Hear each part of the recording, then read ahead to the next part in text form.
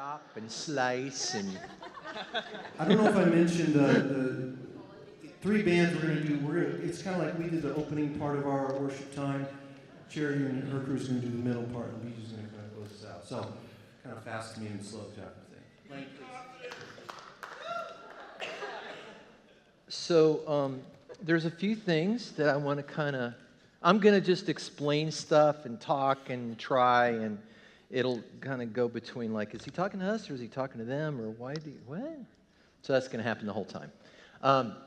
So one thing I want to do is I want to move everybody back like 2 to 3 feet. The mic stand. And let me ask this. How badly do you need that? We don't usually have it. Yeah. Gone. Yeah, we know. During worship, we take these away. Cool. Then do it now. All right. Yes. Sweet. All right. The reason I'm asking him to move stuff back is, I don't know if you remember when I mentioned putting pressure on the audience. Does anybody remember when I mentioned that? Pressure, remember I was talking about if nothing changes, the audience feels like it's like Chinese water torture. Well, part of pressure means that it changes visually, and it changes musically, and it changes in a number of different ways. But by coming up to the front of the stage, when we are expecting something from the audience, we can't do if the front of the stage is where we always are. So by pushing back a few feet, it gives us now the opportunity when we want to get something response-wise, we've got someplace to go. Because otherwise, it's all the same. So, as I mentioned about the pedal board thing, if Jake was able to possibly even move this to the side, there's a reason I'm going to ask him if he can do it, which he is very kind to do. One of the things, so was this good? Were they good? They were good, right? Thank you. So, all right, next group. Great job. Great job.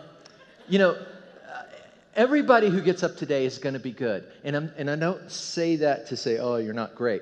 What I'm saying is, once again, it's all about a bunch of tiny little things we'll do that really on the surface don't seem to make a whole bunch of a difference, but they will add up, hopefully. So one of the things, though, is right now, what I experienced on those two songs was a wall of sound and a wall of visual. Now, it was wonderful, but as I said earlier, if nothing changes from song to song, even when it's great, I'm going to check out at some point in time because I can't appreciate it being great, meaning big and wall of sound, if something isn't quiet. Now, that happens a few different ways. It happens song to song in the choice of songs as they're put in the set list in the order. And the set list happens with certain moments in certain times because they have a certain goal. I'll try to go through this fairly quickly because I don't want to spend too much time. I don't want to work. Taylor Swift, let's just use her. Taylor Swift and this LifeGate worship team. What's the difference between their audiences? Taylor's audience is married to her. When she comes out, now you guys are a little different because he like guilt tripped you into the 97% thing. Come up here and be with us. But let's just not even use you guys. Let's just use somebody you don't know, for instance. Taylor is married to her audience. As soon as she comes out, they're on their feet. They know the lyrics. They're singing along. Woohoo! We know her. We've seen her. We love her. Band comes out nobody's ever heard of. They start playing the first song, and they're going, who is this?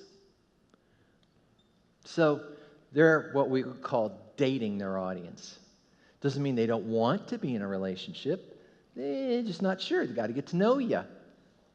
So these songs that we'll create moments with are going to come in an order that allows for the development of a relationship with somebody who doesn't know you. For instance, if I walked up and I said, I'm going to introduce myself to you. It's Emily. And I said, "Yo, what's going on? I'm Lang." And she's going to go, "Wow, back off, dude." That might be a song that's represented by everything that can be gargantuan and huge. I'm in her face, I'm loud, I'm introducing myself that way. Is that a good way to meet somebody? Probably not. If we were going to gauge songs on an energy level, that's a 5, right? If I walked up to her and I went, "Hi, what's your name? I'm Lang." Yeah. She's going like restraining order, weirdo. But that might be represented by a 1. Very quiet, very unassuming, very kind of just letting things happen, you know. So your songs are going to be rated 1 to a 5. 1 is what we would call a pin drop moment. It's so intimate, so bare, so vulnerable that you can hear a pin drop. Number 5 is like freaking all guns blazing. It can't get any bigger musically, visually. It's like, this one goes to 11, right? You know, that's what that one is. And then you've got 2, 3, and 4. 3 is kind of your middle of the road pop tune, something you might hear on the radio. And then 2 is kind of in between that pin drop moment and the radio. And 4 is in between that radio and the all guns blazing. Well, if you do the right thing at the wrong time, even if you do it amazingly and I don't know you, then no trust has been built, then it'll be like, that's great, but not now, thank you.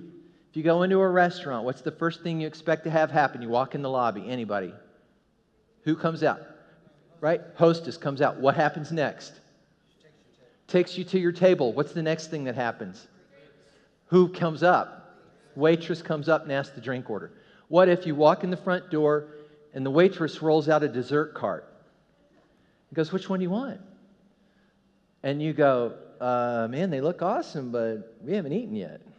So even when it's amazing, the right thing at the wrong time won't get the right response.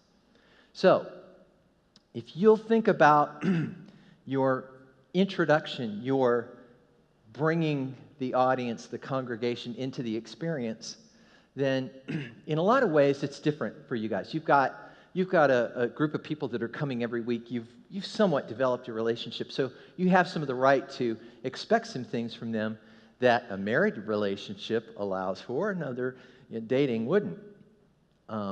So really what the focus becomes now is, how do we get the people who know us to enter into something that's unique each week, right? We've heard this song before. I'm saying I'm somebody who goes to this church. I've heard this song before. Yeah, I like that song. Oh, they're going to jump around. Okay, let's jump around. Okay, well, what's going to make the experience different from week to week?